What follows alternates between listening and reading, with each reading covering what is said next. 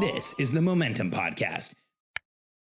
In addition to growing my businesses and helping other people grow theirs, I have always, for my entire life, had an obsession around optimization. Sometimes this obsession goes higher, sometimes it kind of wanes.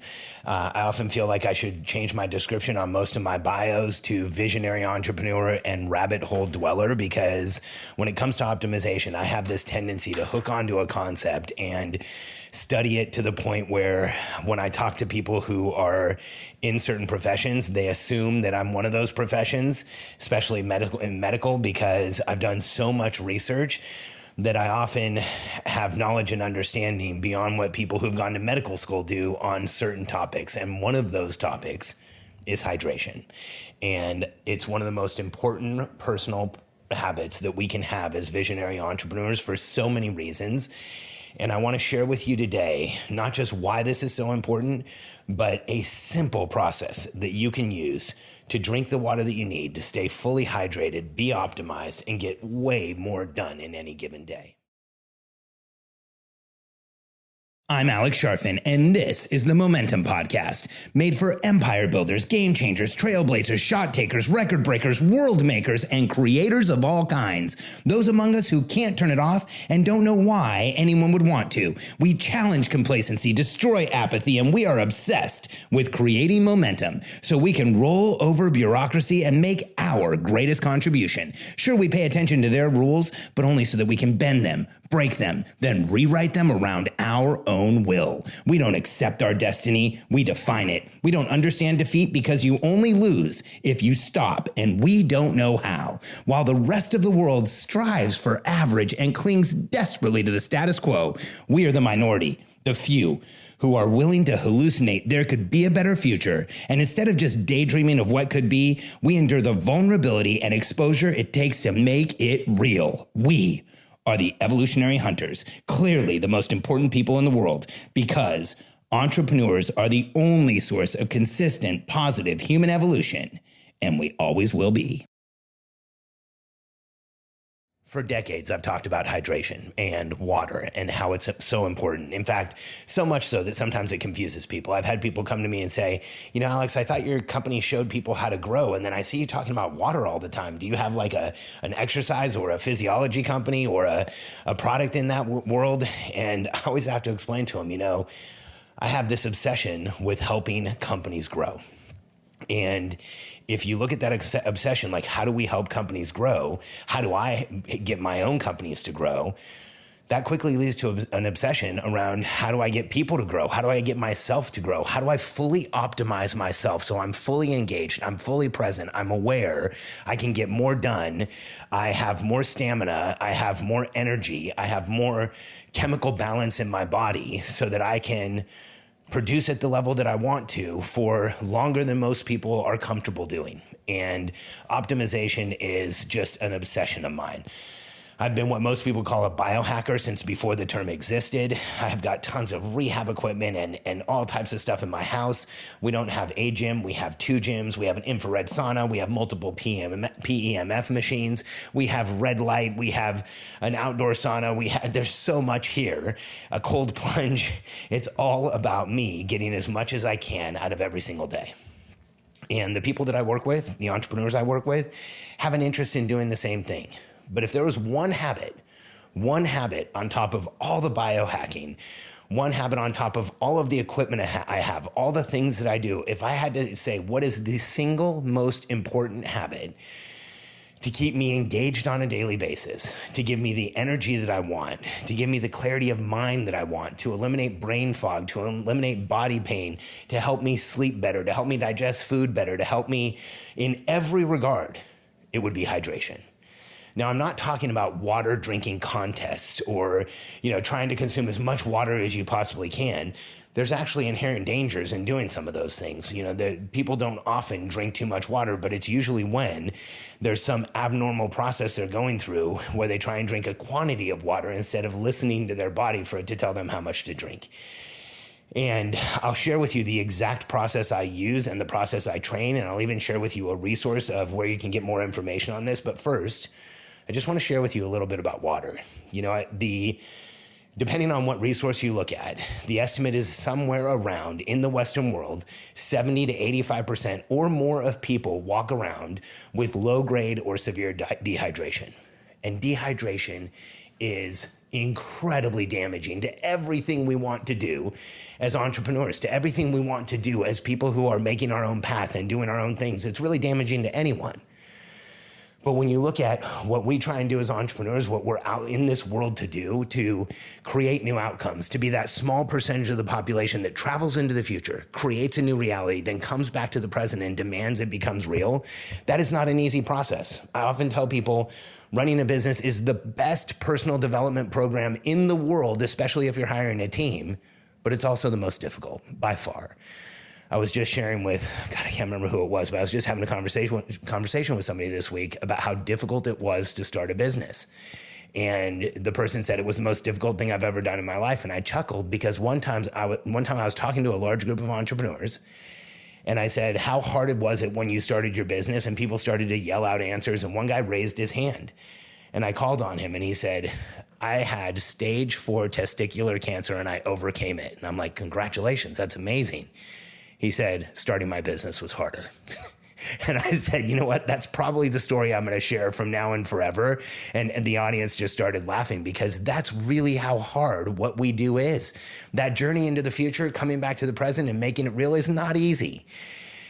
And the key, one of the keys, is for us to be fully engaged, for us to be fully present, for us to have all of our faculties. And when we are even mildly dehydrated, there is this cascade of effects that happens in the human body. First, our body stops detoxing. It starts holding on to water. That causes inflammation. It can cause joint pain, back pain, neck pain, foot pain, all types of pain. When we're not hydrated, the place that our body uses the most water is our brain. And we stop the water exchange to the brain that we need, and we can get brain fog and confusion, frustration, anxiety, depression, irritation, anger. All of those things can just be from mild dehydration. Not only does it cause these things, but in study after study where professionals are looked at in their own environment, in their decision-making processes, when they are dehydrated, the percentage chance that they make the wrong decision goes up exponentially with each level of dehydration. So the more dehydrated they are, it's not a straight curve. It's not like you start making worse decisions and you get a little more dehydrated, you start making a little bit worse decisions. No. When you're mildly dehydrated, you start making some bad decisions. You get a little bit more dehydrated, you start making really bad decisions. You get really dehydrated, your decision-making capacity goes out the window. And I don't think that a lot of us are aware of this or think about it. In fact, if you're like me in my early career, before I figured this stuff out, and by the way, I'm not perfect. There's some days where I forget to drink water. Even though I follow the process I'm going to share with you, there's some times where stress levels are high enough, my to-do list is too long, there's too much pressure and noise going on, I'm distracted by other things. And I'll look up and I'll think to myself, man, I'm irritated, I'm frustrated. What's going on? I'll say, oh, geez, I haven't had water for 6 hours. And that challenge of not drinking water affects everything. And so I don't want to present myself like I do this perfectly, but man, I nail it most days. And the reason is when we are hydrated, you can reverse all of those things. Inflammation goes down. We start detoxing. Our bodies detox much better. Brain fog goes away. We make decisions better. We're more present. We're more aware. We're calmer in our bodies. We're less able to be triggered. All of those things are so crucial for us as entrepreneurs. But it goes on. You know, the more that I studied water, what I realized was, at one point I pulled up the list of the top, I think it was 20 or 40 prescription drugs in the United States. And if you pull out birth control, which is for a totally different purpose, if you look at the rest of those prescription drugs, they treat the symptoms of the issues that they're supposed to help, like painkillers treat pain, and anti-inflammatories treat inflammation, and antidepressants treat depression, and stimulants treat ADHD. But if you look at all of those symptoms, you could make the argument that those drugs are also treating the symptoms of dehydration. And it makes sense that if 70 to 80% of the population is walking around dehydrated, that we would have all of these treatments to treat this state of dehydration, because when you go through prolonged dehydration, all of those things become worse. body pain becomes worse, depression becomes worse, inflammation becomes worse, the ability to pay attention becomes worse. And you can actually look this up yourself and see what I'm talking about, but you don't need to. I've done the research for you. There is a simple process that I've used now for over a decade to help entrepreneurs and really anybody drink the amount of water we need to drink. And this process has been vetted over and over again. In fact, I was just talking about it this week. This process has actually been picked up by, I don't know how many, but multiple medical doctors who now use this same process as part of their patient onboarding process. It's been spelled out in multiple books written by physicians and physiotherapists and people who do rehab and people who are in the exercise and personal optimization world.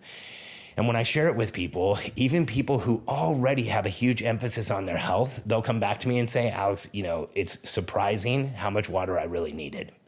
And so here's the process. And like I said, I'm going to share a resource with you where you can go deeper on this if you want to, and we'll walk you through the process. But it's simple. There's three simple parts of this process. I call this the 10-day natural thirst challenge. And here's what you do. You wake up every morning, and within the first half hour of being awake, you hyperhydrate. Here's what I mean by hyperhydrate. You drink 16 ounces or more of water. Now, here's what research shows. When you drink 16 ounces or more of water, I usually drink closer to 30. When you drink 16 ounces or more of water, your metabolism goes up, your body engages at a different level. You actually have the capacity to do more when you drink that much water in the morning. And this will kickstart your body. And here's my belief. This isn't what I found in the research. This is a consolidation of research. If you wake up in the morning and you don't drink water, your body won't tell you to. Your body is an evolutionary organism that for thousands of years has programming. And in our bodies, when we don't drink water, here's my belief, our brain makes the assumption that water's not available. It'll tell you you're thirsty, but by the time it's telling you you're thirsty, you're already typically dehydrated. And even when it tells you you're thirsty, it's the easiest thing for us to ignore and keep going. Now, when it comes to oxygen, if I was to choke you, your body would tell you you needed oxygen right now. When it comes to water, the body doesn't react the same way because the body's main goal is to survive. And if it was constantly telling you you needed water and water wasn't around, if this was 10,000 years ago and you were out hunting and water wasn't around and the body was consistently telling you needed water, you'd be distracted from everything else and you'd be at risk. Today, in modern day, we need our body to tell us we need water, but that mechanism is so subtle that we can ignore it. We can overrule it. We can go way too long without drinking. So when we drink water in the morning, we wake our body up and we say, hey, there's water available. We activate our natural thirst instinct. The second part of the process is keep water with you all of the time. People laugh at me because I carry around a 2,000 milliliter jug. Now I carry around a 3,500 milliliter jug. It's huge. It's like the size of a gallon container, maybe a little bit bigger. And I have it with me all the time. If I move rooms in my house, the water's coming with me. Here's why. I want water around me all the time so that if I have the instinct to drink, I can do it immediately. I don't hesitate. I don't turn off that natural thirst instinct. I want to have it activated all day. I want my body telling me when I'm thirsty. And here's the third part of the process. So first is drink the water in the morning, hyperhydrate. Second, have water with you. And third, if you think, drink. And here's what I mean by that. If you glance at your water, if you think about water, if you look at the water bottle for any reason, you need to start reminding yourself, hey, that's probably your body's very subtle natural thirst instinct telling you it's time to take a drink. And when you do drink, hyperhydrate, 16 ounces or more. Human beings are the only organism on the planet that has learned how to sip liquids. They'll take one swallow. If you watch a dog or any other animal, I learned this from a dog that Katie and I had named Ripley. I was sitting in the kitchen one day. Ripley came walking in. She went over to the water bottle to drink, and she drank like it was the last time she was ever going to be able to drink. And I remember thinking, why do we sip water? Dogs drink water. If you watch any animal drink water, they drink it like they need it. And I think we should do the same thing. And so if you think about water, hyperhydrate. And what you'll find is You find yourself thinking about water more often. You'll also find you have more energy. You'll also find you're more engaged. You'll also find that you don't hit that afternoon lull that so many of us hit.